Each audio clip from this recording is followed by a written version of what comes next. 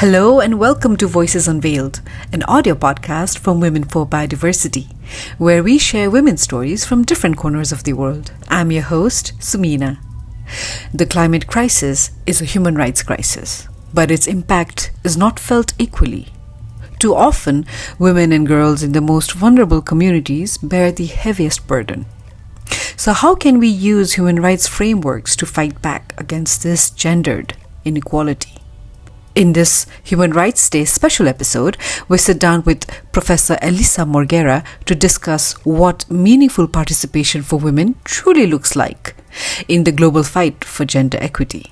Professor Morgera is the UN Special Rapporteur on Human Rights and Climate Change, who beyond the policy rooms and the global negotiations, lets us into something very personal, her love for weightlifting. Not just as a hobby, but it also serves as a metaphor for women everywhere. Build your strength and don't be afraid to take up space. So if anything, today's conversation is a call to respect women's wisdom, not as a favor, but as a necessity. And before I forget, a Happy New Year to all our listeners. Thank you so much for your support. Today also marks the second anniversary of Voices Unveiled. Yay! And I've had the pleasure and privilege of talking to some of the most amazing women who are at the forefront of this fight for gender equality, who are paving the way for the next generation of women. It truly is inspiring. I will stop talking now, and now let's dive into this episode with Professor Morgera. Thank you, Professor Morgera, for joining us today for this very special Human Rights Day episode. So before we delve into the heart of the matter, I'm very curious to know what inspired you personally to take on the role of UN Special Rapporteur on Human Rights and Climate Change, and how has the journey been so far? Yeah, thank you for this question. I think it has been my interest for the link between biodiversity and climate change, and I guess my frustration that still to this day we struggle to get enough attention to the role of nature to regulate the climate system, but also to support human resilience in the context of climate change that's still overlooked. And so this is what my my application to become Special Rapporteur was focused on as a key to also ensure protection of human rights in the context of climate change. And it was perhaps slightly a surprise, but also a really great recognition that for that reason I was appointed to this role. It's been very interesting. I think what maybe the most interesting part of the journey is really being connected and connecting not only the constituencies of experts, human rights holders, civil society I was working with before for many years, but also being reached out by many other experts working on different aspects of climate and human rights who have not themselves connected with biodiversity experts and others. And so really being in a position to learn more, but also see opportunities for broader alliances and my contribution to helping those broader alliances to emerge has been a big part of the journey. That is wonderful. And I think that is also one of the values that Women for Biodiversity also pushes through its advocacy, is that that impactful, substantial work can only be achieved if everybody works in coordination and not in silos. But climate change impacts everyone, but not equally. So could you share some key ways women and girls are disproportionately affected by the climate crisis, particularly in vulnerable communities? Yeah, I mean, that could be a very long answer, but I guess some of them may be most striking disproportionate impacts have to do with women's and girls' health, how even sea level rise is affecting their health because of more seawater intrusion in freshwater resources, and this changes the levels of salinity within our bodies and unfortunately leads to more negative birth outcomes, for instance. And then, of course, there's some other findings from other colleagues from the UN Human Rights Experts Network who have seen an increase in the risks for women and girls to be exposed to gender-based violence. human trafficking and modern forms of slavery in the context of climate change, particularly extreme climate events, but also in the context of slow onset events. And this is just part, I think, of the other disproportionate impacts that women and girls are facing. Okay, but I just want to, just curious, based on your experience around the world, do you see some kind of pattern in the way in the way, climate change affects women and girls? Maybe, in global north and global north versus global south, maybe. Well, one pattern that I think is true globally is that women and girls are not part or sufficiently part of decision making. And so obviously we're missing the chance of learning from them and understanding from them what we are doing wrong when we, prepare measures for mitigation and adaptation without having that it's not just an abstract gender lens. It's really learning what has gone wrong, what we have overlooked in our plans so far, in our activities so far. And only women and girls would know that. And not being part of the conversation, not being recognized as distinctive knowledge holders and distinctive holders of expertise is, I think, a challenge everywhere and a huge barrier for us to enhance the protection of their rights in the context of climate action. True, absolutely true.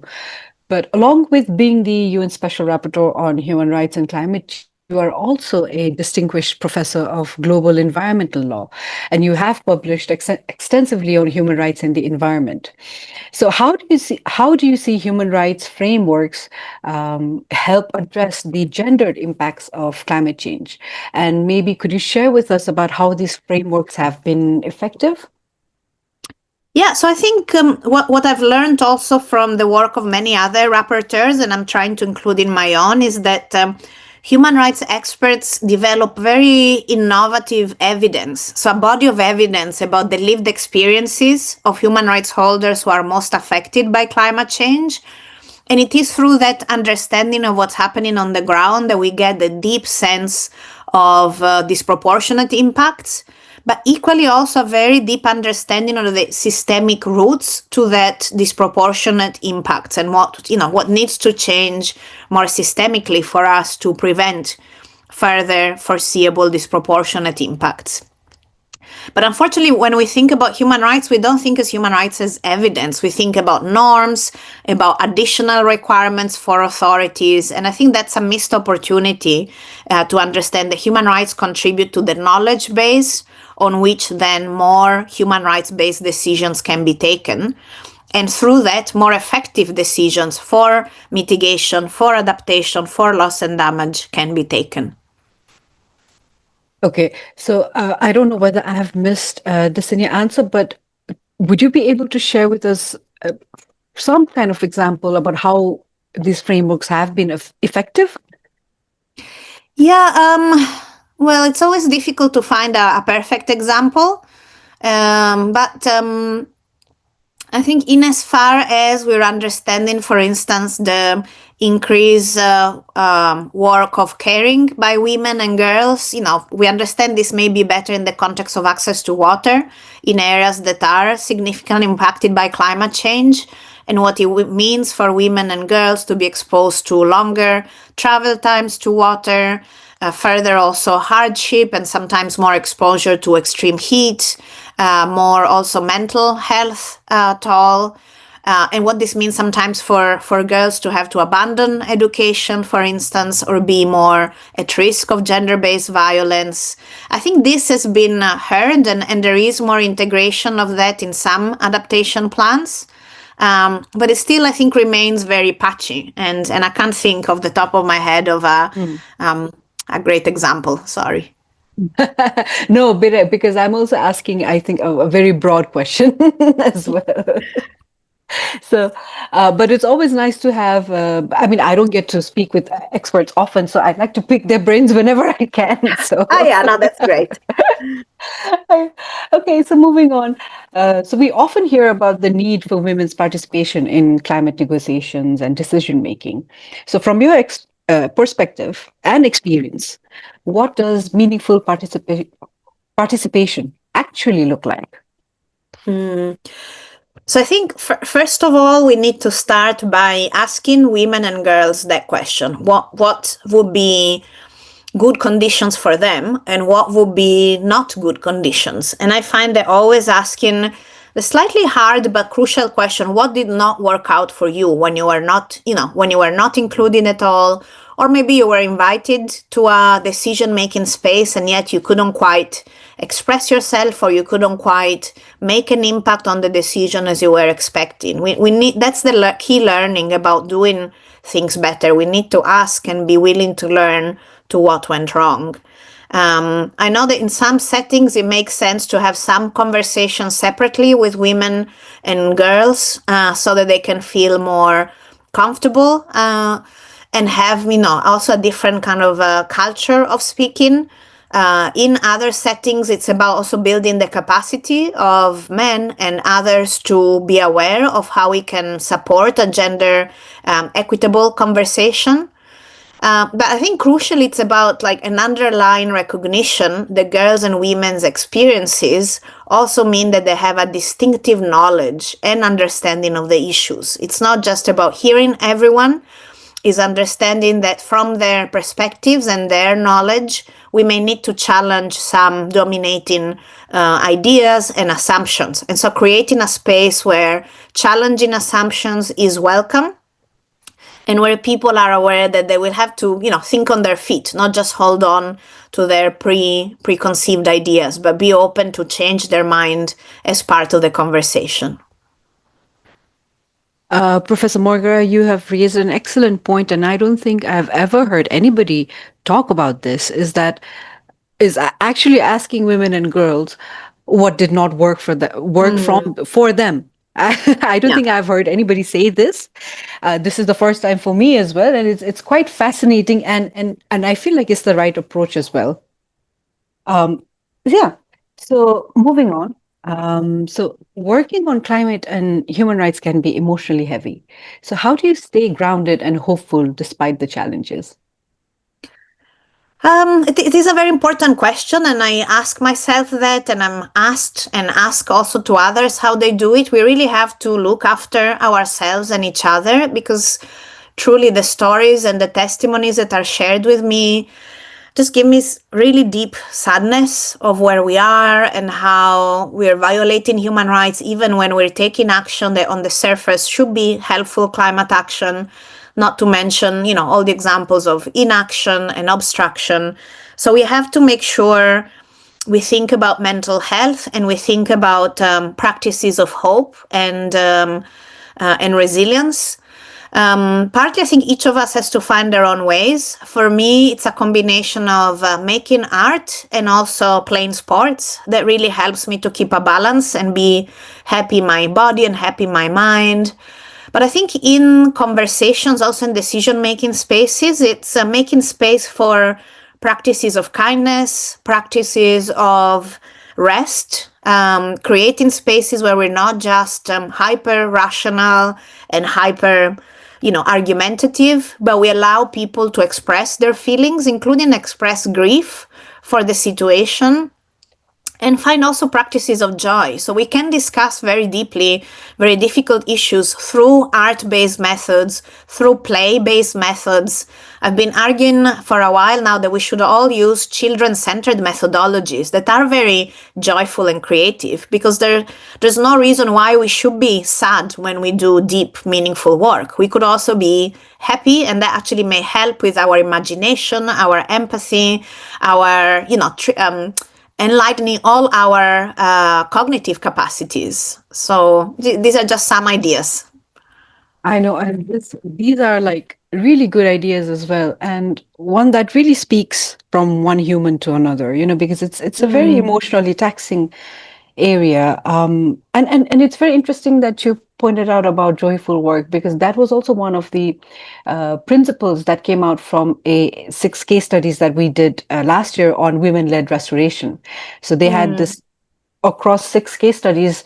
We compiled a list of 2023 principles, and one of them was joyful work, which was really nice to hear and to read as well. You mentioned that you play sports. What sports do you play? So one thing that I would recommend for all people, but particularly women and girls, is weightlifting. That's been an incredible Oh, discovery of how quickly we can become stronger and what an amazing impact it has on our mental health. To me, it shows that we can really do anything we think we could do. And it's just about showing up and doing the work, but the results are incredible. I mean, I still remember the day I deadlifted more than my body weight, and I just thought, okay, ooh, everything is possible. oh, But I also play yeah. tennis. So, yeah, mix of things. I wholeheartedly agree because I also I also do weightlifting, and Oh, brilliant. the maximum I deadlift right now is 50 kg for now. Oh, nice. Well, it only goes upward from there. So, Yes. Oh, so it's so nice that you advocate for both, physical and mental health, hmm. because you yourself are and now I'm repeating myself, but in an area that can be quite emotionally heavy. So I'm also now going again off track, but I just want to ask, is there any one story or maybe a case study or something that has stuck by you throughout these years that you often sometimes think about, in your entire these years of, teaching and your experience as a special rapporteur? Has any story stuck with you for any reason? I mean, many stories do. I mean, to be honest, I don't know, maybe because I have a very good memory, but I remember almost everything that people share with me. I might not remember faces after a while, but I do remember the stories. And particularly stories that are really shared also with, how people feel, what they're hoping, how they've been hurt. But I'm trying to remember and retell stories of hope in particular, and it's amazing to see how imaginative we can be. There's few stories now brought together to give a sense of how we can advance the work on climate mitigation in particular, even without going via the nation state, which is becoming increasingly different everywhere. So there's a case, for instance, of a football club in Ireland. I love that case, very bottom-up approach. There's the example in Ireland of a children biodiversity assembly and how all the recommendations were adopted by the adult citizens assembly, and the parliament is working now on implementing almost all of those recommendations. There's a people's plan for adaptation that was developed in Durban, and now the city of Durban has adopted it. So all these stories just show that we can do the work. I mean, it's sad that in some cases we must do the work ourselves, but it's also maybe the best way, as we were saying earlier, to really do meaningful work on the basis of the knowledge of the people who are most affected, who are at the forefront, and who know best how we can advance on climate action. Those are some great examples that you shared. And it's nice when the approach is bottom up because then it ensures that the community voices has been included in the decision making. And that's exactly what we are advocating for as well. So this is my last question, and we've reached the end of the podcast, but there are two questions together. Mhm. So, Human Rights Day is a moment for reflection and action. So, if there is one change you'd like to see in the global community and how it approaches the intersection of human rights, climate change, and gender, what would it be? Yeah, I hope that people can see more clearly the human rights, including the protection of women and girls' human rights and a gender transformative lens, are not an add on to climate action, but they're the core of how we do effective and meaningful climate action that leaves no one behind. So, where is your favorite place in nature that makes you feel most connected to the cause you're working for? Okay, so my favorite place is being underwater, snorkeling. That's where I think my love for the environment started from when I was doing some snorkeling as a kid. And it's always the most magical place, I think. But there are any place in nature is magical. But yeah, for me, underwater is the best. Do you have a favorite spot? No, I like to snorkel anywhere. I mean, as a Anywhere. kid, Yes, you never know what you're going to see. I mean, as a kid, I wasn't snorkeling in any particularly, exciting place, but I still thought, the sound, seeing how fish moves and what happens there, it's a whole other world. It is. So, yeah, I'll snorkel anywhere. Thank you for staying with us until the end of the podcast. I hope you enjoyed that conversation as much as I did. If you'd like to connect with us, follow Women for Biodiversity on social media. The handles are in the description box, and please don't hesitate to share this episode. The more the merrier. You can reach us at communications@womenforbiodiversity.org. Remember, that's the number 4 instead of FOR. So until the next episode, stay strong and carry on.